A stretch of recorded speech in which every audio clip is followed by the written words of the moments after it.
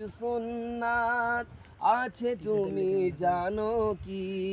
জানলেও জীবনে কখনো তা মানো কি? সুন্নাত কোরআনের সমাজ বিনির্মাণে বৈরী সকল পথ মারিয়ে চলা।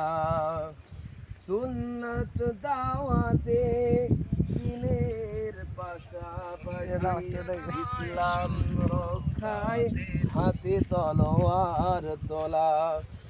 সুন্নাত শুধু নয় নমনীয় আলাপন, সুন্নাত প্রয়োজনে হুঙ্কার গর্জন।